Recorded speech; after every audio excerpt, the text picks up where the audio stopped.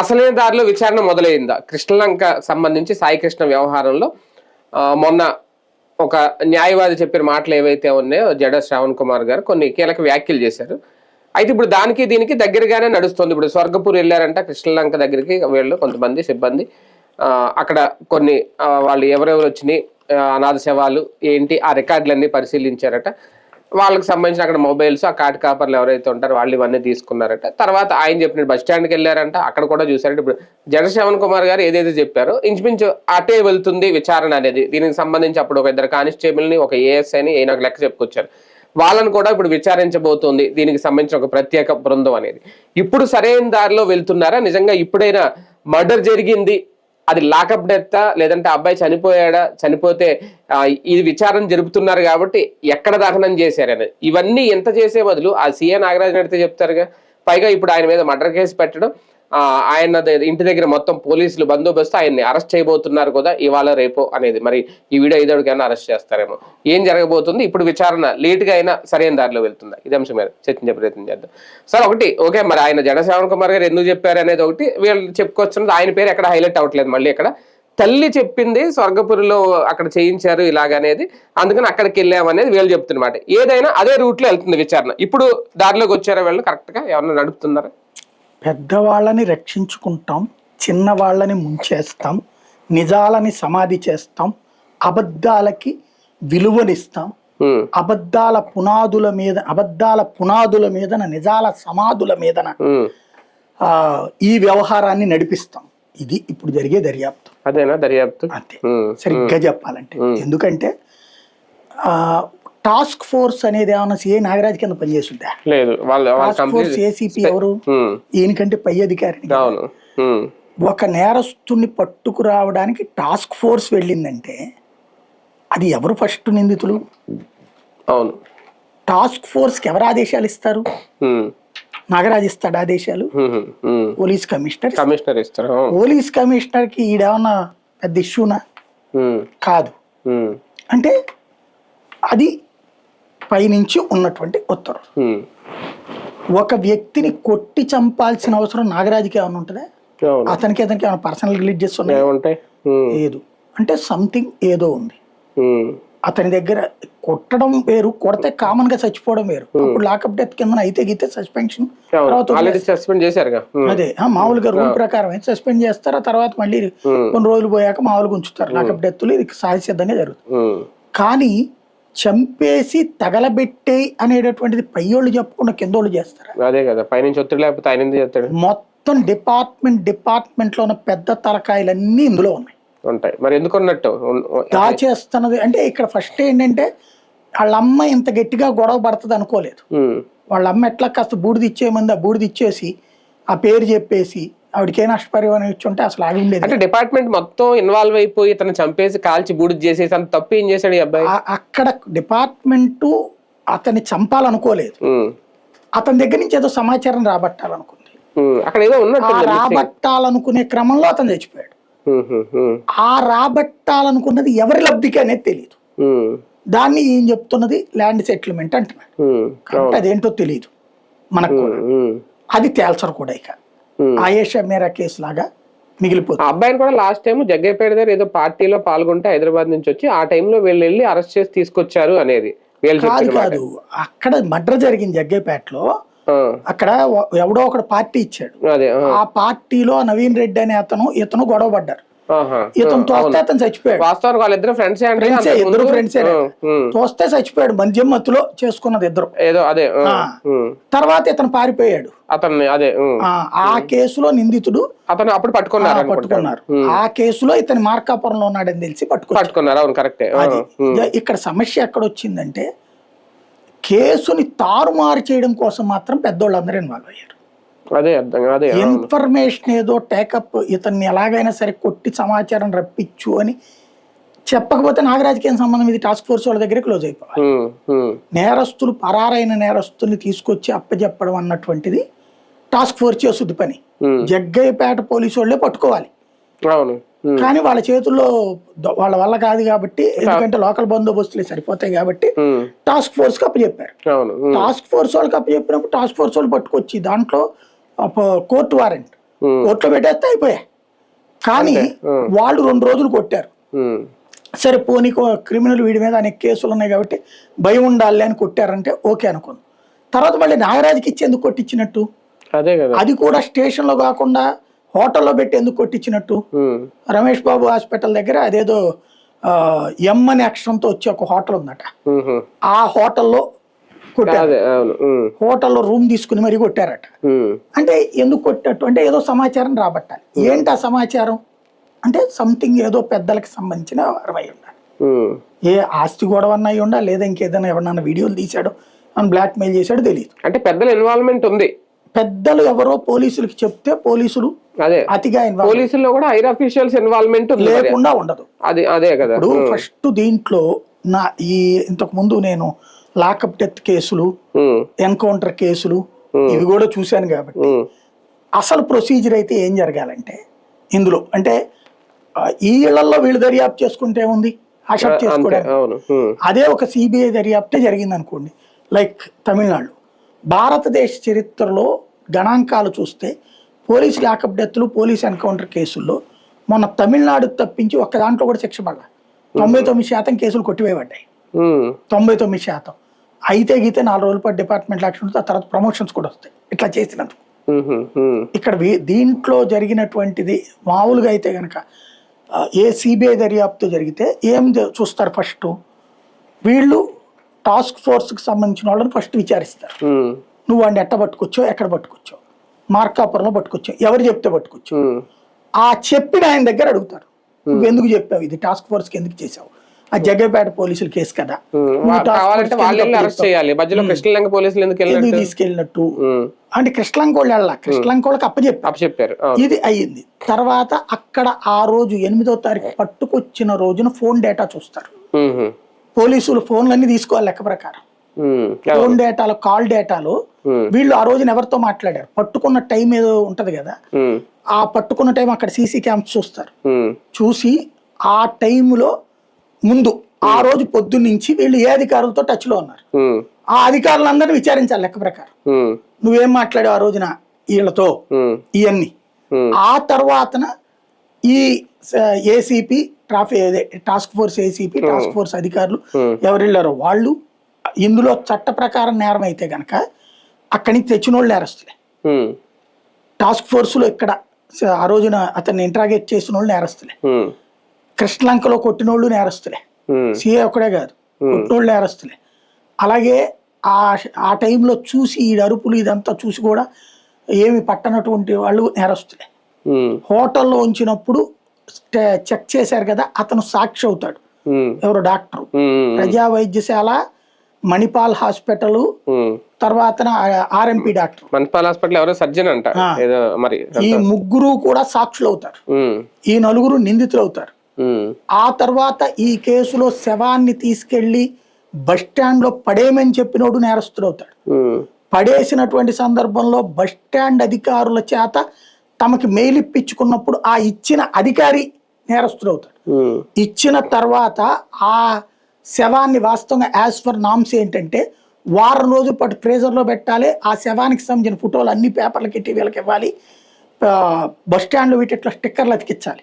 Unknown dead body, అనాథ శవం అనేటటువంటి 2 రకాలు. అక్కడే రోజు అడుక్కు తినేవాడైతే గనక అది బస్టాండ్ వాడు రాసి ఇవ్వాలి.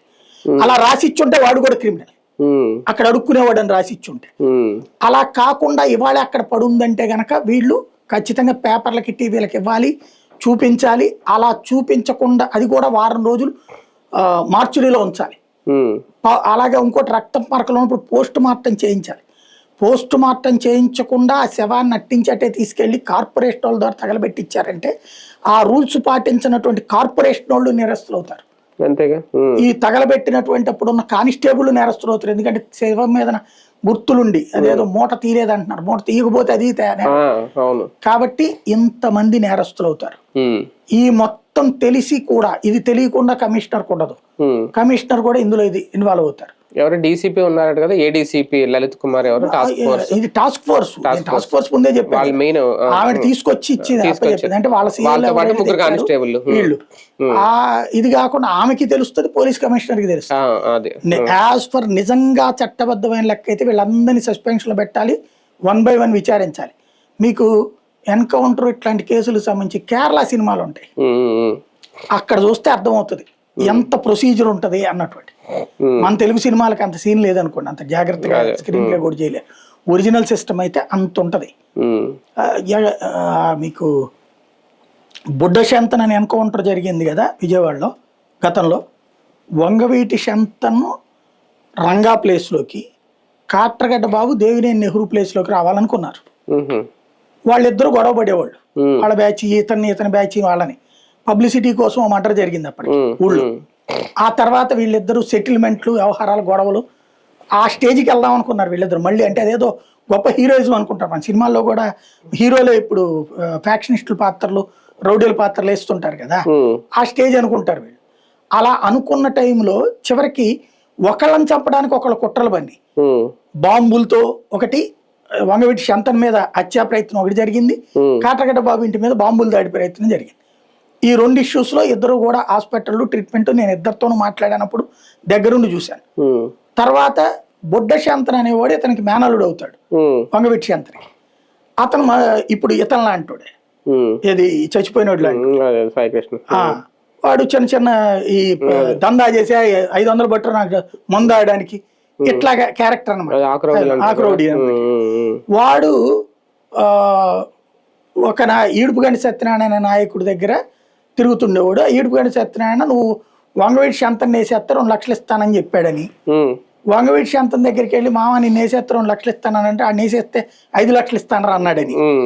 దాంతో వాడు వెనక్కి వచ్చి అతను చంపేశాడు. అప్పుడు వీడిని అరెస్ట్ చేశారు బుడ్డ శంతన్ని. వాడు చెప్పింది ఏంటి, కోర్టులో పెట్టేశారు ఆయన్ని. కోర్టు జ్యుడిషియల్ కస్ట్ ఇచ్చింది. వాళ్ళ శనివారం ఎట్లా అయ్యి సోమవారం నువ్వు తీసుకొచ్చి నాకు చూపెట్టి అట్లాగే సెలవు ఉండి మధ్యలో సోమవారం కోర్టులో ప్రొడ్యూస్ చేయమంది.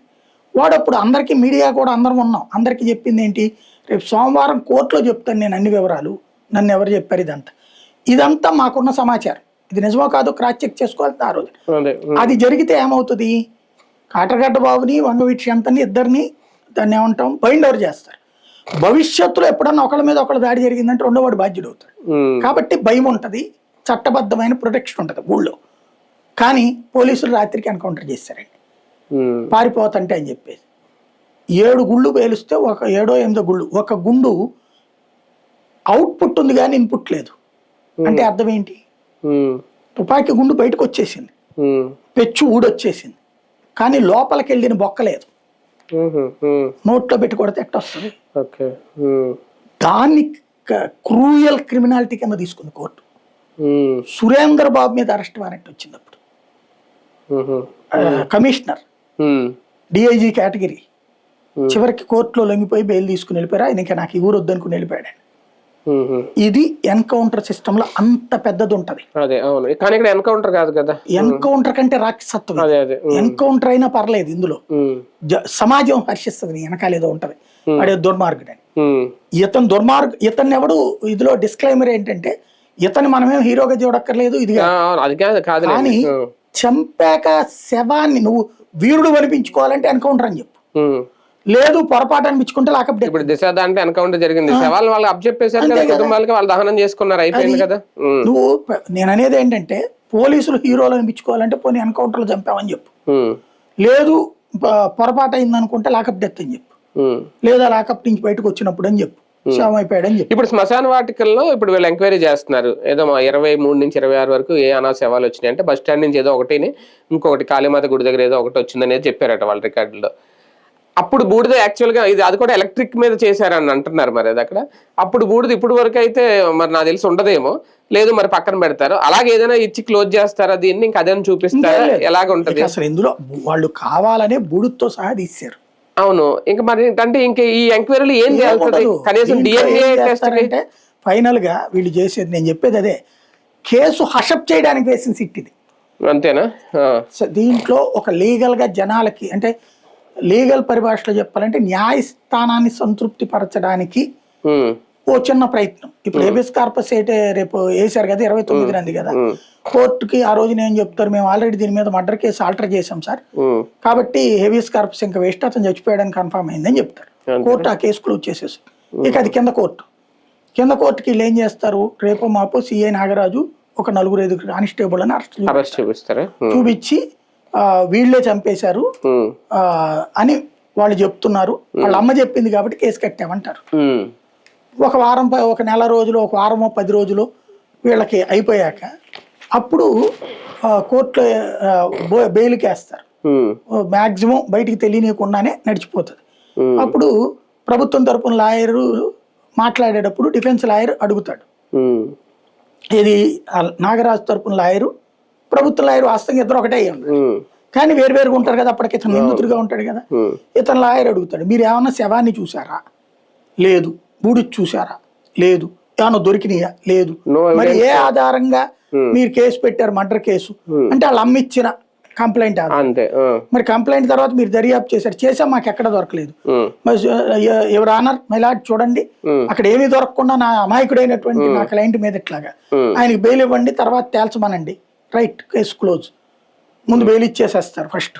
ఆ తర్వాత కొన్ని రోజులు పోయిన తర్వాత ఎట్లాగా వాళ్ళ అమ్మ కాంప్రమైజ్ అయిపోయింది, వాళ్ళ మేనమ్మ కాంప్రమైజ్ అయిపోయాడు, ఆల్రెడీ వాళ్ళకి న్యాయం జరిగేసేసి, కాబట్టి వాళ్ళకి కంప్లైంట్ లేనప్పుడు ఇంకేముంది, కేసు కొన్నాళ్ళు మాక్సిమం సరిగ్గా అయితే కనుక, సరిగ్గా కోర్టు అయితే వీళ్ళు మళ్ళీ ఇబ్బంది రాకుండా ఉండాలనుకుని ఒక 1-2 ఏళ్ళు నడుపుతారేమో కానీ, లేకపోతే నిశ్శబ్దం కేసు కొట్టేస్తారు. కానీ ఇందులో తేలాల్సింది ఒకటే, అసలు మిస్టరీ ఏంటి, ఎందుకు అతన్ని పెద్దల ఇన్వాల్వ్మెంట్ తో ఒత్తిడితో లాకప్ డెత్ చేయాల్సి వచ్చింది అనేది ఒక్కటే, అది తేలాలి. ఇక్కడ 2 విషయాలండి, 2 రూట్లు నేను చూసిన గతంలోని కేసుల రూట్లో చూస్తే, ఒకటి బాగా కొట్టాడికి లంబడి కొడుకు ఇంకోసారి వేషాలు వేస్తే భయపడాలి అని పై అధికారి చెప్తే ఆ ఉత్సాహం కొద్దీ వాడిని ఎక్కువ కొడితే వీళ్ళు గంజాయిలు డ్రగ్స్ అలవాటు పడ్డోళ్ళు ఆరోగ్యపరంగా కొంచెం వీక్ గా ఉంటుంది కాబట్టి చచ్చిపోయాడు. అదే గాయపడినప్పుడు హాస్పిటల్కి తీసుకెళ్తే చచ్చిపోయాడని చెప్పి ఉండాలి. ఎందుకంటే వీళ్ళు మామూలుగా పోలీసు సెల్లో కొట్టారనుకోండి,